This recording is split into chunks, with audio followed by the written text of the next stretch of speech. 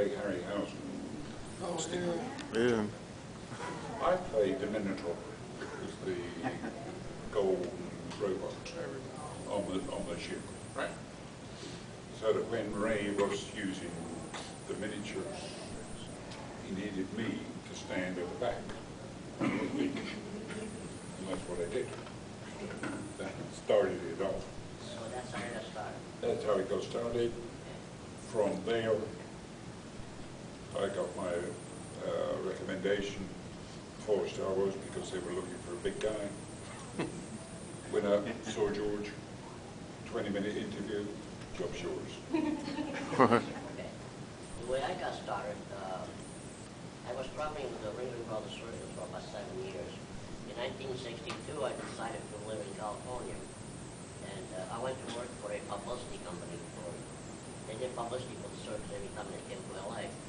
So one day I was at the office and the gentleman came from MGM studio. They were looking for little people.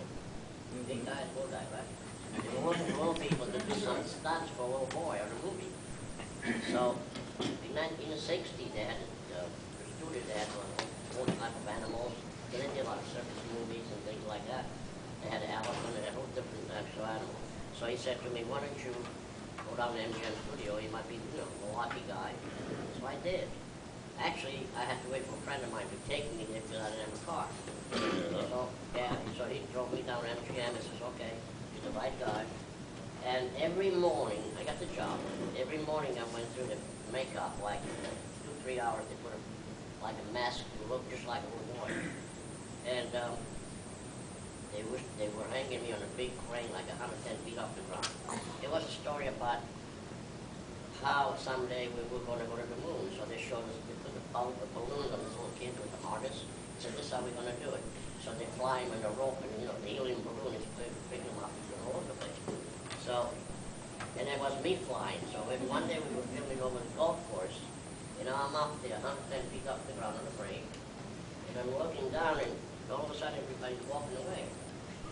When I got to thinking, what's going on, Oh, they were going to lunch.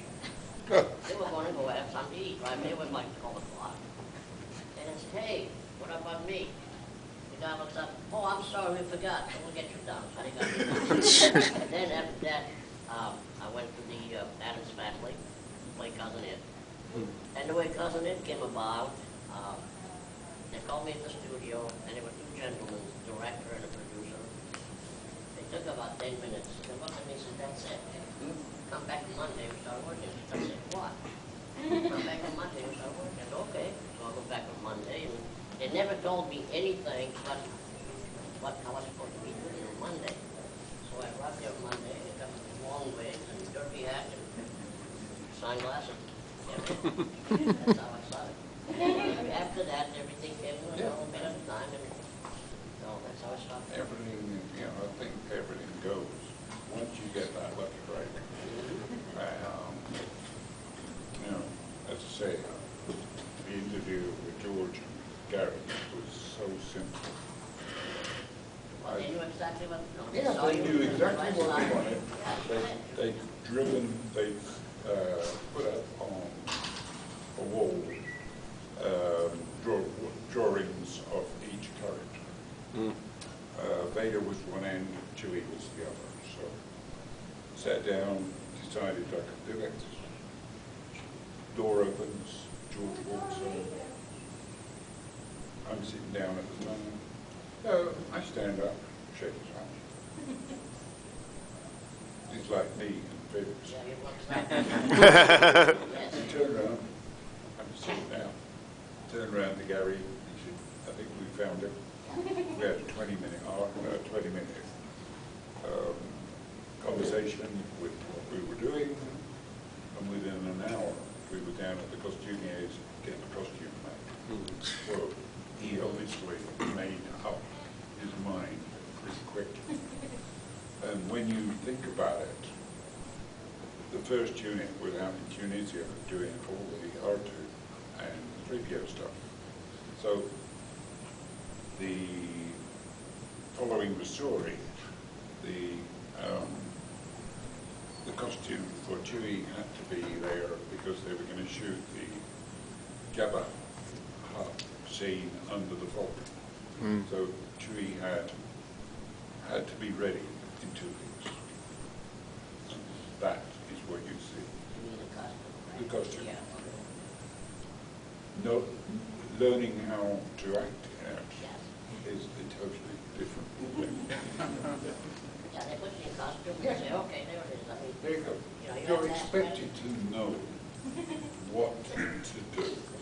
You know, it's like being at a sort of being a spare, what's it, at a wedding. You know, it's one of those things.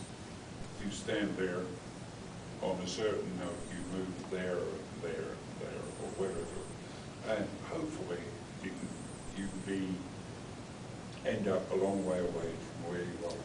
So that's, it worked, and as I say, 2 weeks later, we were on set, and I felt rather strange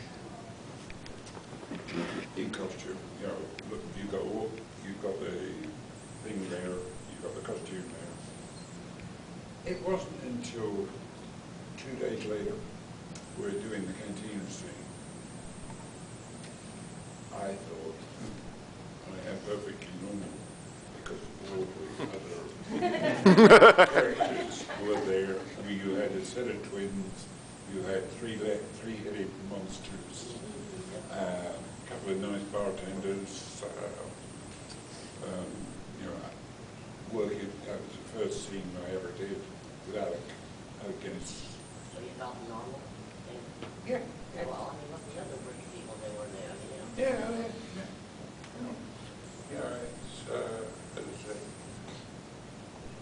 you get to be part of it, and you think, oh, I think I can do this. You know, same thing with me when I did, when I was doing my project, Twiggy, you know, the robot costume. I asked the director, I said, what do you want me to do? What do you want me to, how do you want me to walk, whatever, because I didn't know anything like this. He said, just walk natural, fine. Okay? You just walk natural, and there was for the character. Well, But got pretty hot once in a while. I think part of, you know, part of the way I walked at that particular time made that character. You know, you've got a long body, set of legs, a pin at the knees, and with all that weight on the top, they can buckle. Yeah. That added character, it's what George wanted to say. As long as you make the boss happy, right? Oh, yeah. That's what I got. Keep the boss happy, Oh, yeah. and you don't have any problems. Yeah. And he's very happy. I mean, George is very good. I still reckon I own part of the Skywalker Ranch. I never seen a Skywalker. I love the It's one of those places. What do I call Disney Hill. it? Yeah? Yeah. I'll drive over there. Yeah. Yeah. Not a problem, you know, I would imagine, but now that they've got 3 places, you've got the original Skywalker Ranch, which is in San Francisco. You've got Big Rose next door to it, which is the Frank Lloyd Wright building, where all the technical stuff is. You've also got the Presidio. And a lot of the stuff is CGI stuff, because I didn't realize how much Lucas is involved in the movie industry. Big time. Because they have a lot of the CGI stuff is done abroad. I don't know where, but I believe it's Middle East or Far East. So, you know, it's a question of there, as I said, we go up there, a lot of stuff is done up there. We've got basically, if we're in the area. Thank you. I'd like to, I'm sorry to interrupt. I'd like to kind of open up to the audience. questions as well, and I'm sure you have some questions as well, folks. So I'd like to open it up. Sure. It's free game. If you'd like to raise your hand, if you need a mic, I don't think we need a mic, but if you do, we'll get a mic as well. Any questions, please, for Felix? Oh, here. Yeah. The sounds that Chewbacca made, were those your sounds or? The original sounds were a bear and a dog. So the bear was in San Diego Zoo. So they recorded it when it was sad, hungry. And Ben Burtt, the guy, did a wonderful, wonderful job. And it was only when we did the cartoon series that I was asked to do Chewie's voice. So now I can say that Chewie is my character. He's rather nice. As I said, when it's like everything in this business, oh, it don't matter about it, put it in later. We can do this, we can do sound. We put it in later and we'll carry on. Get the main stuff done and add all of it. So, yes. Great question, great question. Good question of the president. Me? Yeah. What was the question about how The I noise did my inside, son? the way he spoke. Well, we're talking about, let me talk about Buck Rod and Tweaky. The sound was done, the voice was done by Mel Blanc, one of the best characters, cartoons. One, Bugs Bunny, right? Yeah. Then the second year, that was for the first year. Then the second year, they changed producers, and they ruined the whole show. And they changed the voice of Tweaky, and Tweaky became a little girl, female. And nobody liked it, including myself and including Gil Gerard, who I played Buck Rogers. So we called the producer and we told him, look, if you don't change the voice, you're not going to come to work. And then, sure enough, they brought back Mel Blanc. The reason was they changed it because they changed everything. The first year was a great show, the second year was terrible. It looked like, it became like Gunsmoke in space. The producer was from Gunsmoke, and Gunsmoke is a Western. And then he comes from 20 years of Gunsmoke, and he comes and he's trying to do sci-fi show, which doesn't work. So, and then they got rid of one of the Dr. Ewer, Damon O'Connor. I really loved working with the guy because he was a great actor. We got along very well. But as of today, he doesn't know why, and then brought him back. And then same thing with Berlin, when he had his family. I think the voice was a pre-recorded, speed up, whatever they do. 30 years later, I met the gentleman that did my voice. I went to a church, I brought a friend of mine to get something at church. There was a table about this long. There were 3 people, 2 ladies and a gentleman with gray hair. We came to the door and he looked at me and says, "Cousin Ed." How do you know? Oh, I did your voice 30 years later. Wow. So that's what they did with the voice. It Anybody was else? very hard for us to do the voice because the mask is so close to your face. And then there's a difference between 7.3 and 3.11. Like this, microphone, you put the mic over here and the camera picks up. It doesn't work. And there's no way you can put a microphone inside the mask. No air conditioning, no nothing. I mean, no nothing for sound and nothing. You just sweat and that's it, it's going. You do it. That's where you're going to do it. I'm having a problem with my eyes. I have a tear duct problem. That's the problem. Every time I touch my eyes, You want to swap them around? I'm not crying. Any other questions, Oh. please? Any other questions? Okay. How did it ever come about to call your character Chewbacca? Good question. I don't know, but I've got a theory that when George was writing the script and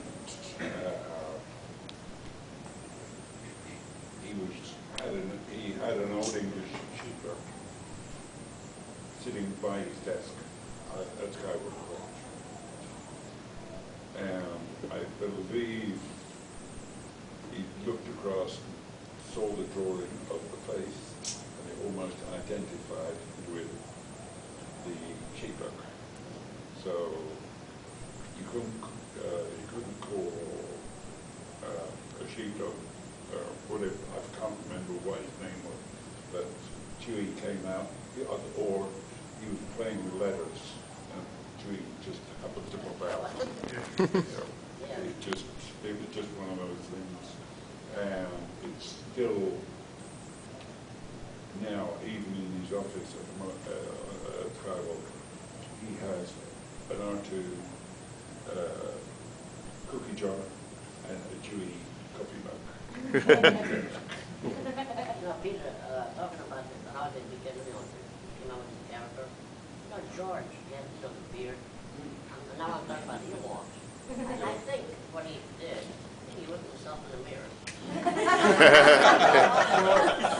out with this character because look, he doesn't look like an Ewok face. Yeah. Maybe he came out with the character.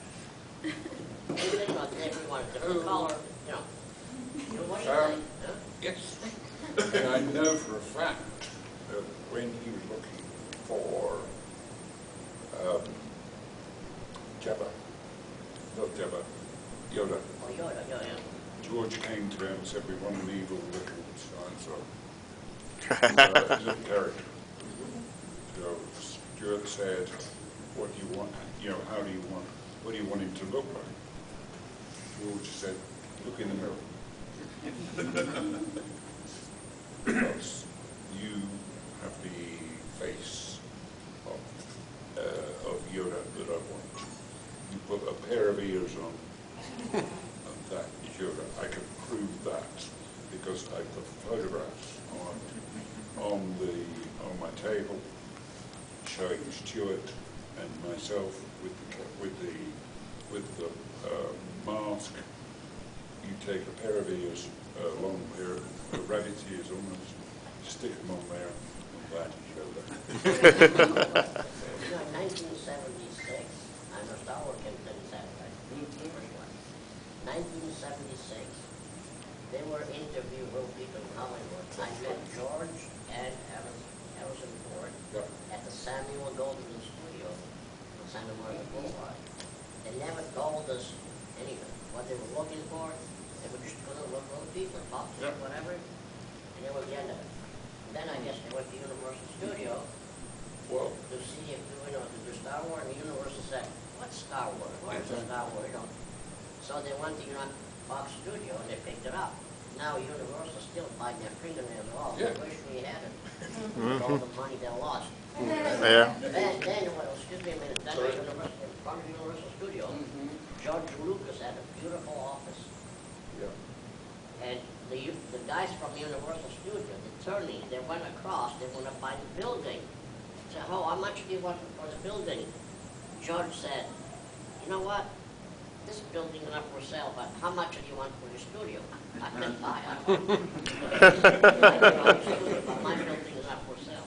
So now it's gone because they have a subway against it. Yeah. I know that when they were planning Jedi, they put out adverts not only on the English press, the English television companies, and also in the States, in California. Yeah. They managed to get, I think it was 120 We had mother and father and daughter, babies, I mean, everybody was there. Because, all right, you may have 200. Out of that 200, there are certain people that are claustrophobic. Can't wear close things, hate being enclosed, and quite honestly, having seen them work, my costume is absolutely luxurious because you look at me, it's got a pair of PJs underneath, then the foam and things. It's like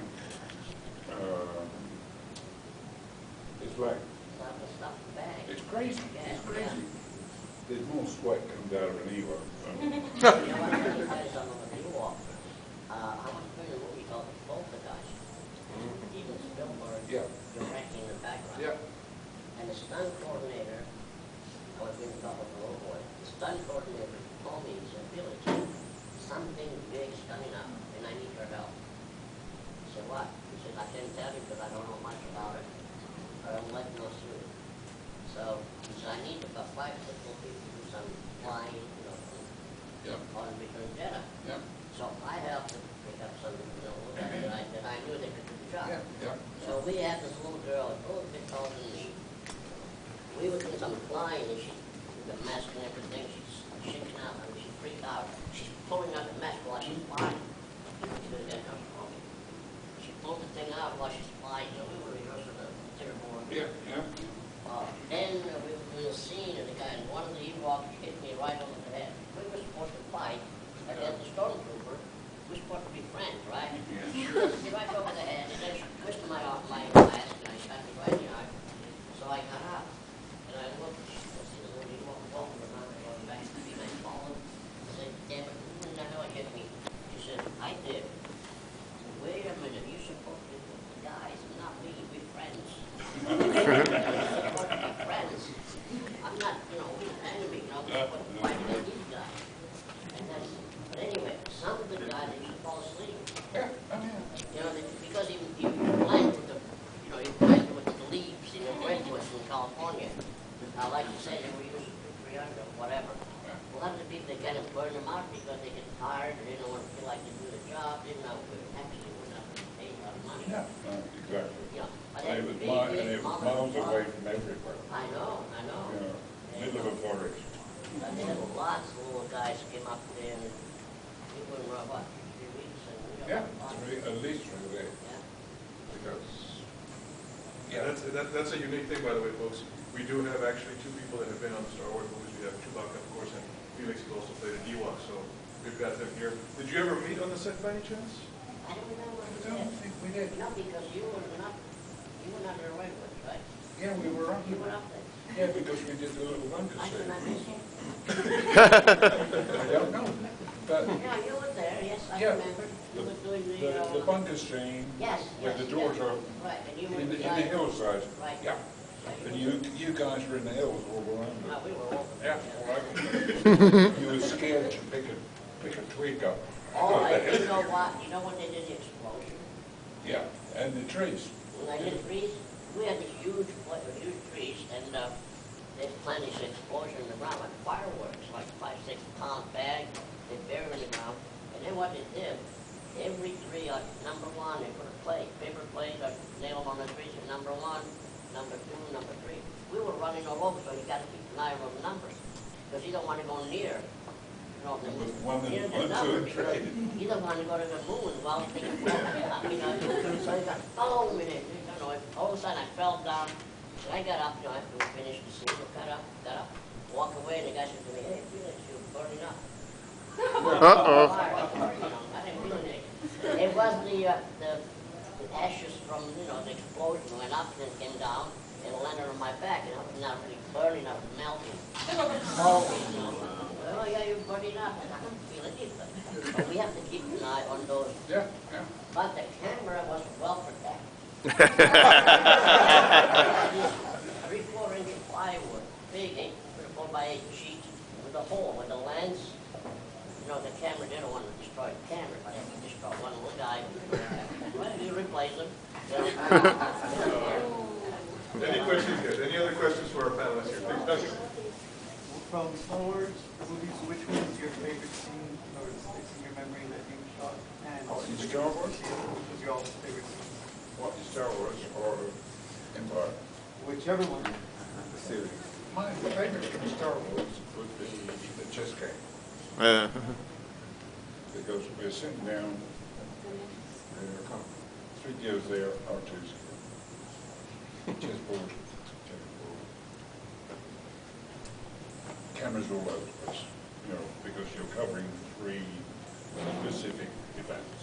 You've got the chess game, you've got Harrison flying the thing out, and Mark and Alec playing the the lightsaber ball. Okay. So you've got cameras all over the place. Sitting down, just how did what's going on? Oh, so and so, so and so, so and so. We do the dialogue, we practice it. Comes out. Right. We're gonna have action. And I looked across and saw one of the technicians. I said, "There's nothing on the chessboard. How do you deal with that?" He said, "Just don't worry about it. Just play it, and we'll put it in afterwards." Okay, you know what you're doing. I'm doing this. I'm learning to play chess as a little role. I'd never played chess before. Right? And it was just a wonderful feeling to be able to go. And then R2 coming back. I think he let the Wookiee win, and that quote went all the way around the room. It was adopted by the crew against certain other actors. But I'm not going to say Toby's name.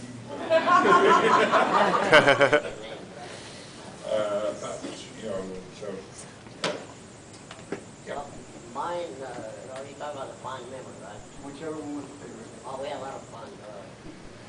We went every morning. We got picked up by a big school bus, two or three of them. Rode up all the way to go up to the mountain at 6 o'clock in the morning. We couldn't wait for the thing to be over because right across the street from the motel that we stayed in Oregon. See, we stayed, some of the people stayed on the Oregon side and some of the people, most of the people stayed in the California side. The crew was on the California side, both people in Oregon. So they built this thing, the basketball thing in there, but we couldn't wait to get down there to the mountain after the thing was done at night because we had to go across to the beautiful hotel, restaurant and a bar. We come home like 7 o'clock in the evening, take a quick shower, go across the street, you have a nice dinner, have a couple of drinks, and it's 3 o'clock in the morning. You walk across to your room, and then 6 o'clock comes to go out to the mountain again, every day for about 4 weeks. One day I took Kenny to the grad. I drove him home because we stayed next to each other at the hotel, and we got drunk. It's not surprising.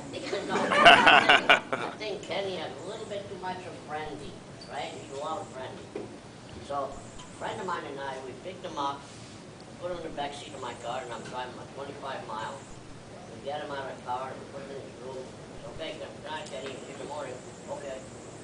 So, I don't know what happened. So I go to my room, and all of a sudden, about 15 minutes later, I hear the door slam. And I'm going to say, I'd like to get up and see what's wrong. So I opened my door, and there is Kenny.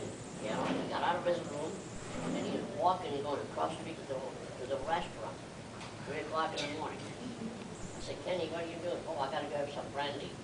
He was drunk. I mean, we dumped him in his bed. And he wanted to go get more brandy. I said, Kenny, this big highway that you cannot go across on your own. And the restaurant is closed. Okay, so I kind of helped him in the room. I said, you know what? Go to bed. I'll see you in the morning. Then after that, I don't know what happened. The next day. Yeah. They were a lot of fun. Minnie and I put Kenny to bed. Oh, yeah. We picked him up by his belt and his collar. Get in there. Yeah. Now we drink wine. But it looks good, right? Oh, yeah.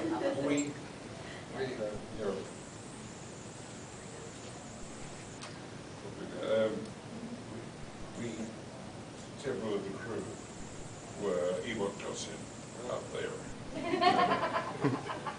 Stand 5 Ewoks along. I was trying to be a king. But no, there were, several people. Do you remember the big coloured guy? No, he was a technician. He was camera crew, second lieutenant. Him and this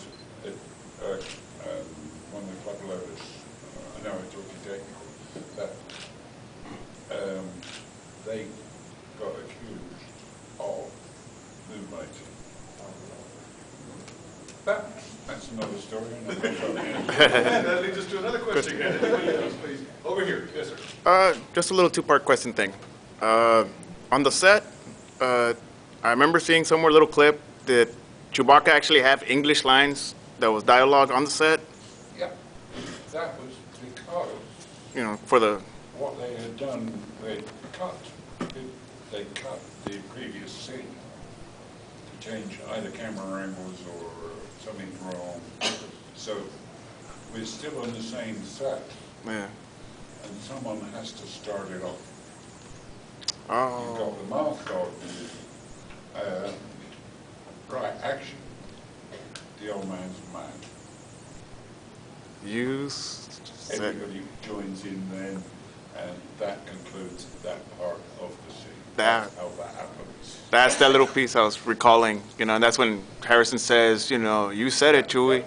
That's where that was from. And, and the second piece, just, My movies or anything, you know, I haven't been in movies in the best 35, 4 years. The last That time you did. Yeah. The last movie I went to see was Howard the Duck. Actually, I wasn't in it. I wasn't in it. That's where You look quackers. I was one of the Howard the Duck. You look quackers. A Paco. Yeah, quackers, the duck. What they did to me, I got fully dressed. Actually, I flew from LA to San Francisco. I arrived there at 8 o'clock at night. They took me straight with the location, freezing cold, started to put me to work. I don't know if you guys remember the scene when the big garbage truck is coming down the middle of the alley at night, and I'm supposed to jump out of the way. So the camera's filming this way. I'm right here. The alley is this way. The truck is coming towards me. I'm supposed to do this. The camera's shooting this way, and the guy kept telling me, Felix, let him get a little closer. What? The truck, you know, how many tons? And I'm 65 pounds. I couldn't see very well, you know. You could see a little glare. The eye was so small, that's the bright light of this truck. Yes, That's yeah. all I could see right off. I said, let him come a little closer. We did 5 takes. Fifth take, I jumped out and separated my shoulder. Then, they used the first one. oh, The first one, they used was the best. And they kept telling me to let her get a little closer. Yeah. And I kept saying, I can't see. I don't know how far he is, and I don't want to get a little closer, because I don't want to get killed. There was a two-part question over here. I'm sorry. Second Yeah. part. and just as a refresher to the general populace, got to go there, the holiday special. Oh, God. You know, for a long time, a lot of people had forgotten that it came out. You know, it just, You mean the move, Well, the Life Day experience. yeah. Yeah, It was, it came after Star Wars and before Jedi, I believe. And Chewie had a family, and Harrison was bringing us back onto Kashyyyk. And my wife was a 6'8" guy. My father-in-law was his 18-year-old student. My son was a daughter of Felix's height, because she was able to do all the gymnastics stuff around the house. Yeah, it paid money. Holiday special, right? the NBC special, right? Is that what you're talking about? it was a CBS? CBS. Well, whatever. Yeah. You know what, believe it or not, I was inside. I could be too. Because Kenny wasn't able to come. They called me to get in there, and you know what happened? Kenny's lots shorter than I am. Yeah. Also, his legs are a little bit shorter, he's different type of, you know. So, the guy gets me in there, and I tried to sit, trying to find a seat, and I kept going from here, I kept going lower and lower. And my knees coming out of my face, I couldn't find a seat. The seat was this high from the floor. You know, and Kenny is really short. Yeah. So I don't know how. The guy said, okay, get in there, we'll try to get in slower and slower, and I can finally see that funny fountain, and I'm like, that's the holiday special. I wasn't there. Any other questions, guys, please? Any other questions? Anyone? Peter, oh, yeah. I heard that your favorite character today, Felix, was Back from the Blackbird. Oh, the lit back. Yeah, I did a movie with George Siegel. It was a remake of the Maltese Falcon with Humphrey Bogart. As a matter of fact, the secretary that we had on our movie was the original one, which was 20 years old. The original Humphrey Bogart movie. Yes, there was a good movie, but it didn't much for me because they released with an X-ray movie. They were showing the same, my movie with an X-ray, and George Siegel and a producer or whatever, a problem like ego trip, you know, oh, this is my movie, oh no, it's my movie. He didn't do very much. But it was, I really loved the part because it showed me, and I had the shape I had, I had a mustache with a little head. They just complete German uniform. I mean, them is beautiful. I wish I had the uniform, especially the boots. Anyway, it didn't do very much, but it was, I had a speaking line, you know, pretty good. But it didn't do much. Then George went to the office, the producer. He destroyed the whole office and said, okay, send me the bill, and I'll take care of it. That's the problem with that. It didn't do very much. And that's what I really like. The best one, yeah. Right here, man. Were you the tallest person there, or was the person that played Vader? No, Oh, I'm George by about 4 inches. yeah. Vader wasn't, Vader wasn't way up in California at all. Yeah. Yeah. It was good guys. And, Dave did very select things. But there was about 4 inches difference in the height and width. And he tells the story of how he was offered both roles, and he turned Chewie down because he didn't want to become a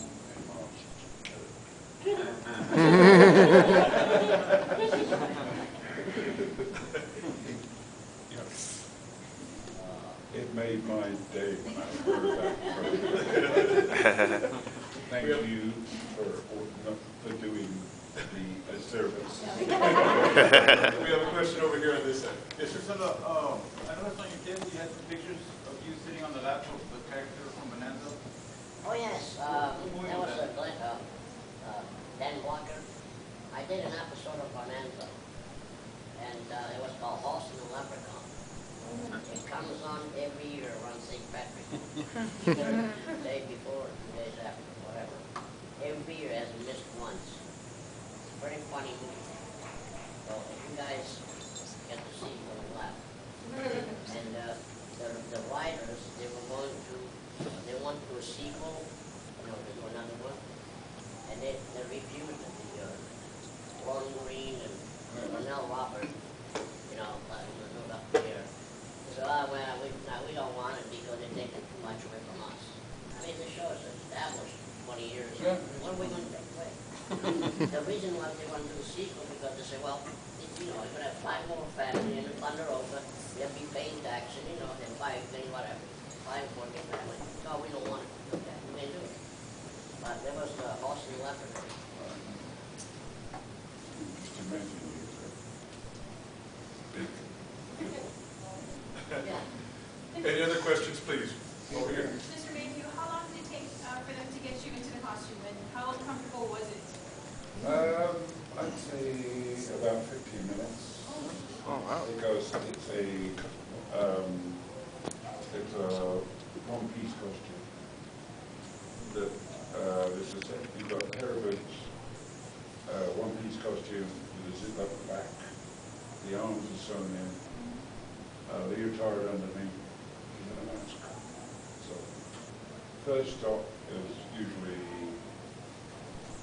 get the costume, then you go into makeup, and you just have a little bit of makeup around the eyes of the mask, which just covers the, underneath the eyelashes. And after that, slap it on, and, you know, that's it. You're ready for work. Yeah. There was one thing in Empire that costume had to be modified. When Chewie is putting 3PO back together, you've got a close-up where the sort of camera's there, and he's holding the pieces of 3PO around. The guy on the camera can see the actual sweat on my fingers. So what we did, we got over it. We borrowed a pair of Darth Vader's gloves, chopped them off to there, pulled them on through the fur.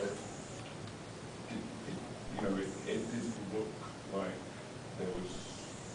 It looked like they were barbecued sausages almost. But that was, you know, that was the only basic modification. And as I say, 15 minutes. Other questions, yes, please? Any questions for our guests? Right, please. We have diehard Star Wars. I'm one. Started from the beginning. My brother-in-law was one also. What is your take on George Lucas re-releasing it with add-on?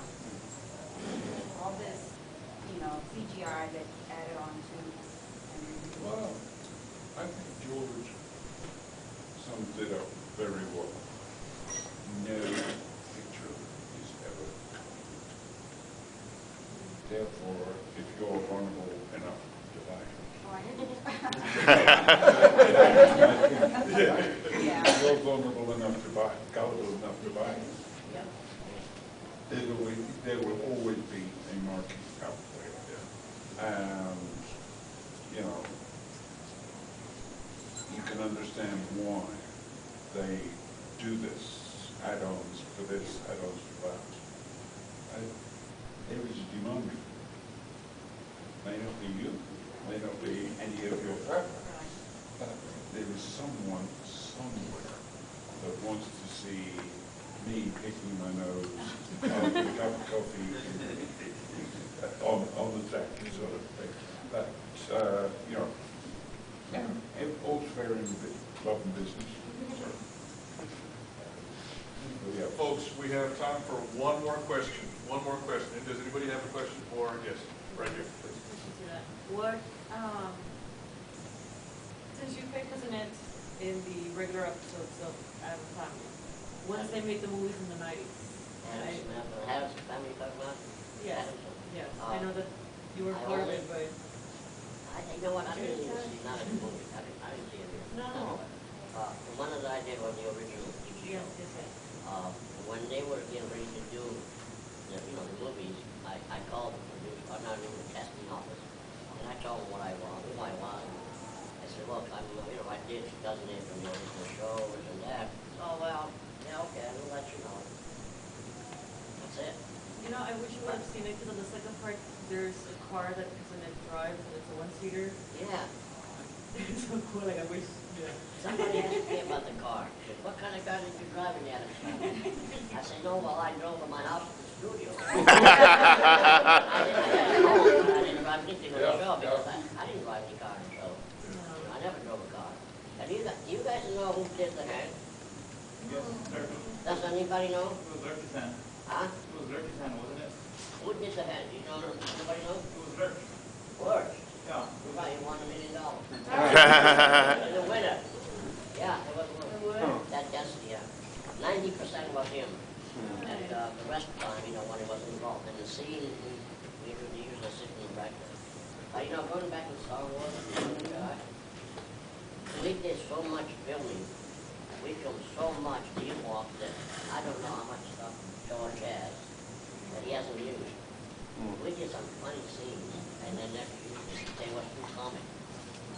I only met George one time in London when I was doing Indiana Jones. I said good morning to him, and very nice guy, very reserved person, strictly business person. I Steven Spielberg, there's a lot of different. Steve, you can talk to Steve all day, and he'll sit and talk to you. Then he told me one day, he says, Felix, if you were this much shorter, I could use it for the STCE. Now, this was in 1983. I'm still waiting for the STCE. Maybe someday. Maybe someday. I hope I don't know. You'll have to be this short. No. Ladies and gentlemen, it has been an honor, Mr. Meyhew, Mr. Sila, thank you very much for giving your time.